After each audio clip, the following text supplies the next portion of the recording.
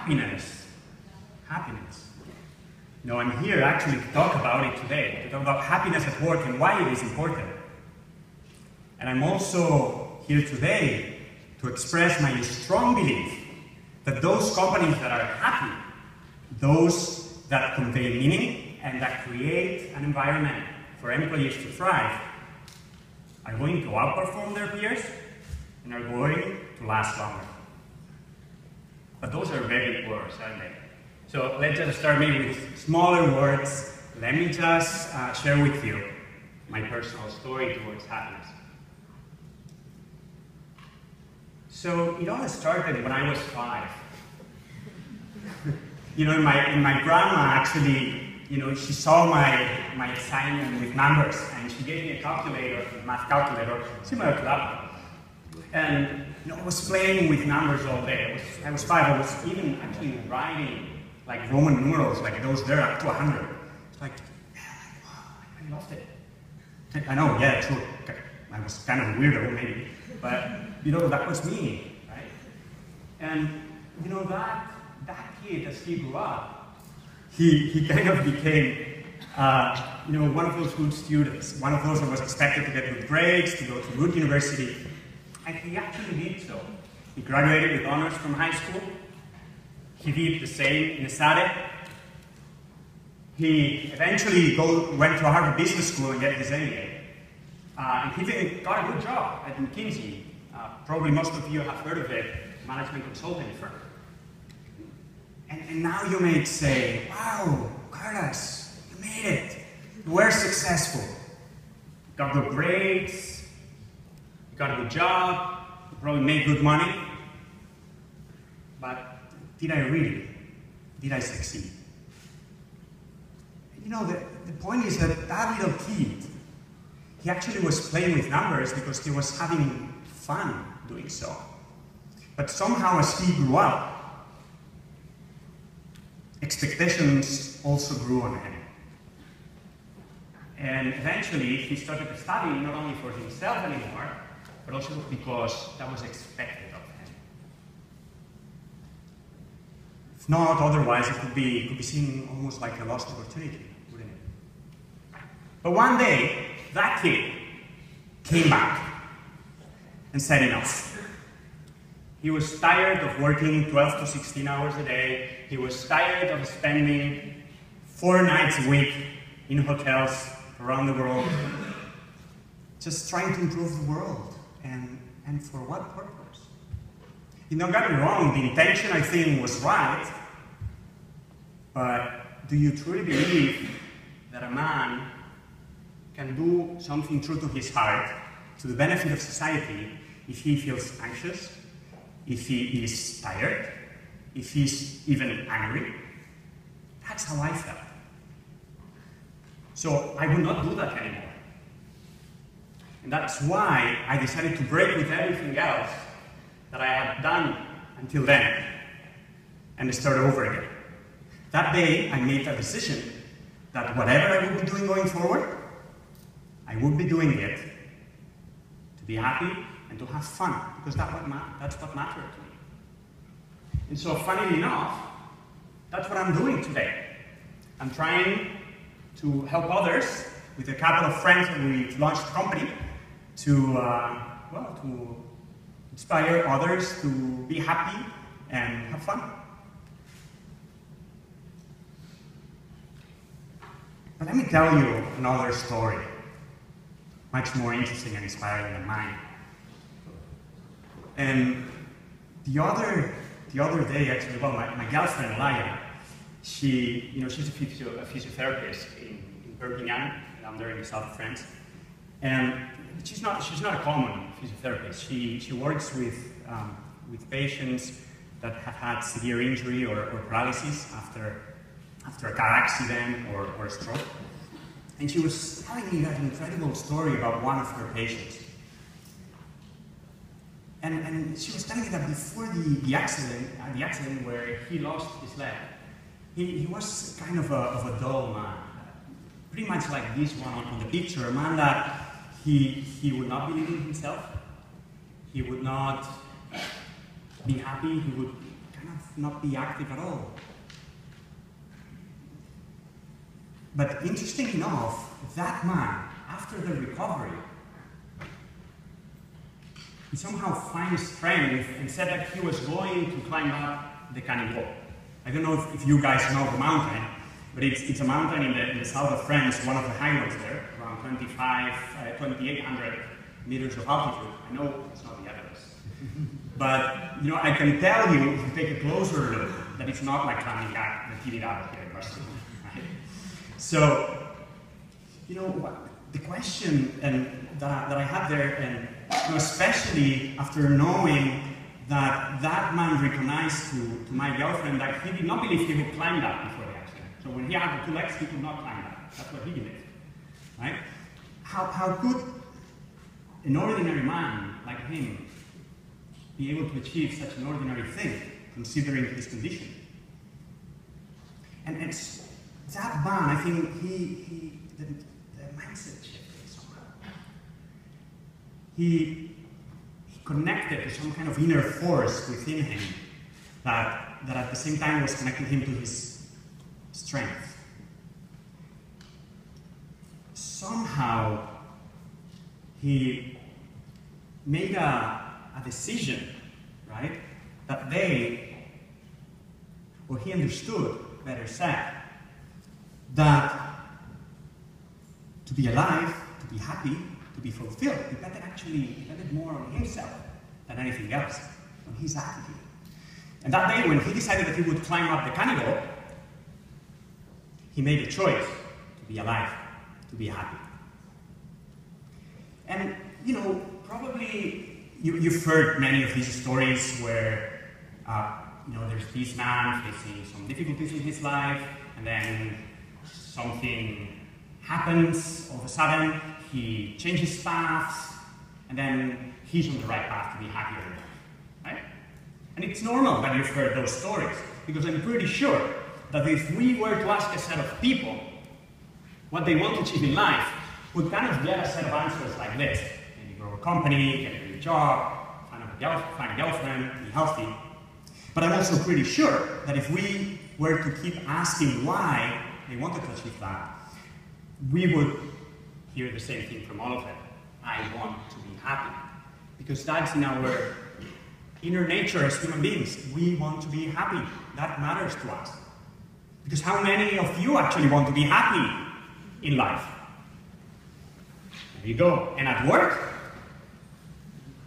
Great, virtually all of you, almost. Happiness is really important because it matters to all of us. And that's the first truth that I wanted to share with you today. And so it is that happiness is important. So what does science have to say about that? And even before that, how did science become interested into all this?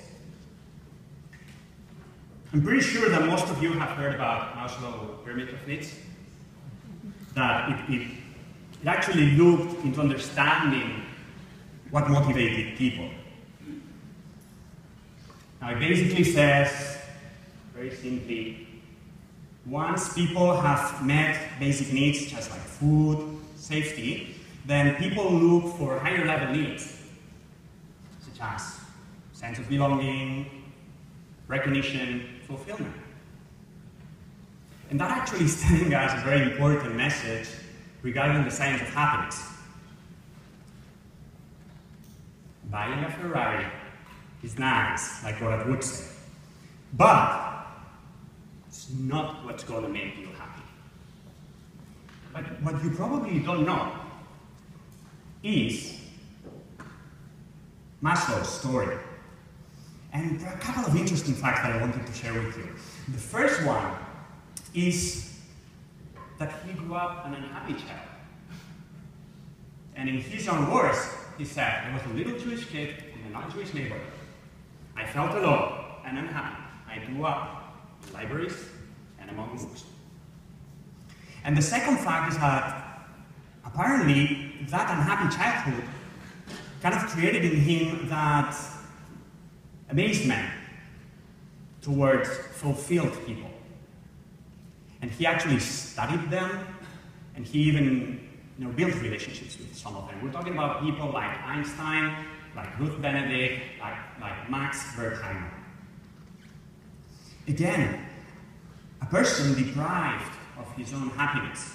And then he decided to spend his whole life trying to understand what made people fulfilled, what made them feel better, what made them feel happy. And here's the point, right? That's why science became interested in all these, because the people that were investigating it, actually, it mattered to them. Happiness mattered to them. And so a question for you.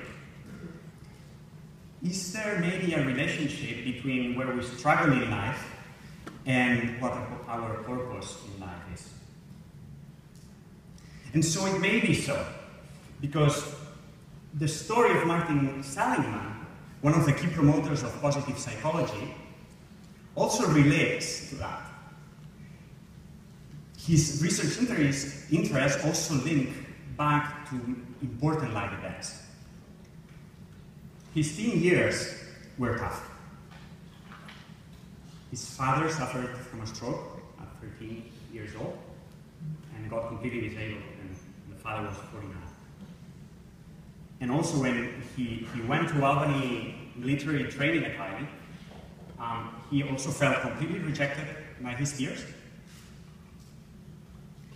And felt alone as well. And it seems that childhood kind of encouraged him to study why people felt helpless. Now, but it was later on, when he grew up as a father, that one day, he was weeding the grass in the garden, and his young daughter, was kind of playing out there and did something, and he got completely mad, right? And he yelled at her. And to his surprise, daughter came back to him and said, Father, if I have been able to stop whining since I promised to do so the day of my 5th birthday, I am pretty sure that a man like you can stop being such a grouch. So, and it was actually that funny story that he explained in one of his speeches that made him also change his research interest into optimism and the field of positive psychology. Now again, Martin Seligman, a man who studied the field of well-being and happiness because it mattered to him. And he contributed greatly to the field of positive psychology, which supports that psychology, maybe instead of only focusing on understanding what would make people mentally ill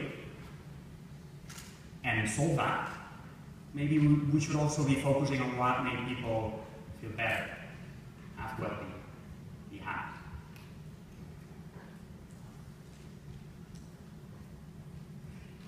And Martin Seligman, actually, in his words, in his speeches, he talks lengthy of being optimistic, of living with passion, and also with living with purpose.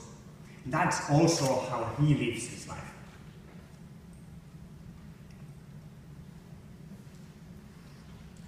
Now, thanks to Martin Seligman's contributions and that of others as well to think of positive psychology, the field of the science of happiness has emerged greatly in the past 10 years. And here are just a few of the books that have come to life in these past 10 years. It has been huge, the amount of books that have come out of the shelves. And with it, also, a lot of big names from big universities have come to life as well. Names like Sean Acker, like Daniel Pink, like Tal Ben-Shahar, Simon Sinek, and also Eduard Punset. But you know what they have, these guys that are proposing the science of happiness, different from the guys before, those self-books that were out there? It is that they actually have compelling figures that this works. And these are just figures, right? But I just want you for a second to imagine that you would be working in a company that it would boost its innovation by 300%, its productivity by 31%, and it's saved by 37%. And all thanks to their employees being happier. Wow. And could you imagine a world where business decisions would be, many of them, made because they wanted to make their employees happy? Or, hold on a second, maybe you would be making those decisions for you. So, at this point you're probably thinking, okay, Carlos, look, this science stuff is fine. Yeah, we got it. Yeah, pretty convincing, maybe. But we're not really academia people, right? Well, maybe some of you are, but most of you probably aren't. So, we're businessmen. Just, give us an example. And there you get it. Tony Hsieh's story. An American entrepreneur that started as a worms farmer and ended up selling Zappos by $1.2 billion a few years ago. Not bad. Now, Tony, actually, he's a person that is really motivated by building things, creating new things. And when he started as a worms farm, he actually was younger than 10 years old. Not bad, right? His first business. Right? He wanted to make money out of that, but unfortunately for him, it was his first big failure. And then after that, in middle school, so maybe he was around 13 approximately, he moved to another business. Then he was a batch maker. So he would make batches and then pass them, sell them to customers through advertising through the newspaper. Right? There was not internet. And he actually, the funny thing is that he actually made an income at that age, steady, every month, around $200, $300 every month. Not bad to start off. But he went into more serious business a bit later, around the age 20, when he went into the online businesses.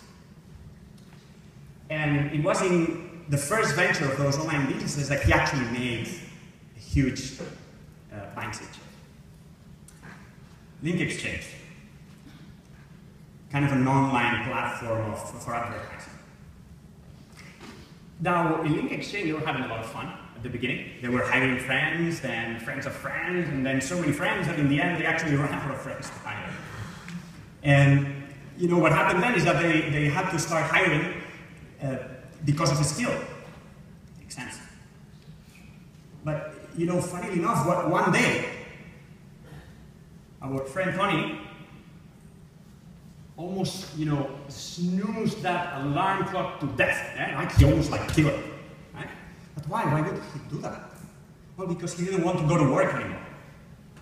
He was not happy at his own company, the one that he set up. Could you believe that? He was not happy of the company culture that he had set up. He didn't want to work with those employees anymore. When he realized that, he sold it to Microsoft, $250 million. But that day, Tony made a big decision. He said that whatever he was going to do after that with his life, it's going to be that he feels passionate about it and that he feels comfortable with it.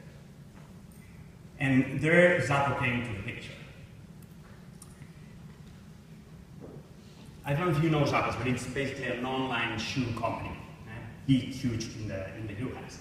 And undoubtedly, Zappos was a huge financial success, right? As I said, he sold it to Amazon for $1.2 billion. But what is most amazing about the story of Zappos is that the whole thing was based on creating a culture of happiness.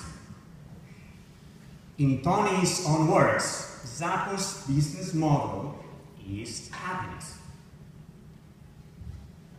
And indeed it was. Because he set up a company culture that was driven by values, by purpose, that empowered employees down to the front line to make decisions. They were having fun, they were celebrating successes. It's great to work there. I think the pictures speak by themselves, don't they? And we're talking about a company that grew up from almost zero revenue in around 1999 up to 2 billion in revenue around 10 years later, and that today it already hit the 3 billion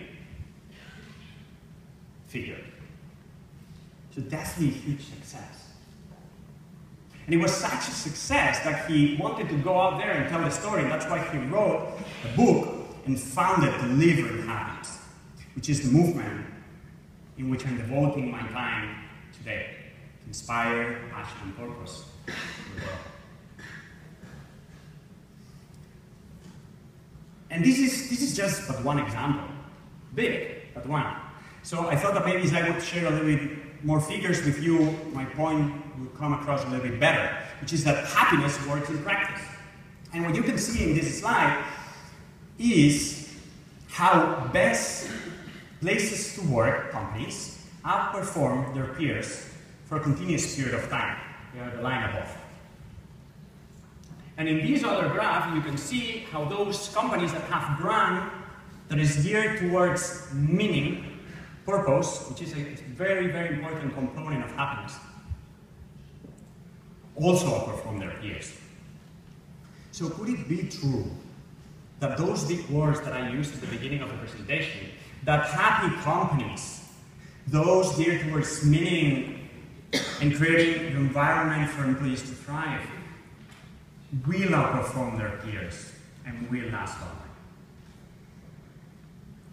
I would like you to just think for a second how it would be to work for such a company that will be thinking of making you happy and at the same time outperforming their peers.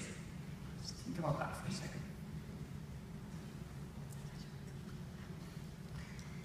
So, it works. It's true. Happiness at work is important. We've just seen it. It is important because it matters to all of us personally. It is important because science shows us that the impact is real. And it's important as well because happiness works in practice. Wow. So now, you're probably going to be saying, okay, Carlos, good, okay. Yeah, maybe you have a plan. But look, the company where I work for or I'm doing my internship, they still want me to be productive, And, well, if you're still thinking that, then I really, really did a bad job. Right? Let me try again, just one more time. Happiness will make you more productive. Okay. Now? But I didn't want to leave you without a little bit of playwork before I finish off. No, just share with you a few hints on what you can do starting off tomorrow to feel happier. And the first thing that you can do is you can take our Happiness at Work survey. You have the link up there. And here, it will tell you how you stand in terms of happiness at work. But be careful, because it may tell you to quit your job. And I'm not joking, because actually we have a client example that he took that interview, that survey, and he actually ended up quitting his job because every feedback that survey was telling him was about what the hell are you doing with your life, right? Working there. Real cases. Second thing, write down in a journal 3 successes that you've accomplished every day. Every day, keep doing that. I can promise you that in a few days, in a few weeks, you'll feel much better about yourself. And then, third, write a thank you letter to someone that has truly impacted you and that you're really grateful for doing so. Now, then, is it that easy to just become happy? Well, it's not that difficult after all. I mean, a few shifts in your routines can actually have a big impact on your daily well-being. But to live a fulfilled life, well, that takes a little bit more of commitment. To pursue meaning, that requires reflection, that requires perseverance as well, and responsibility. And that's why today I'm here to encourage you to make a commitment, to embrace your responsibility as present and future leaders of organizations, and to make them a happier place to work. To go out there and inspire passion and purpose to those around you. Because remember, as Buddha said, happiness never decreases by being shared. Thank you very much.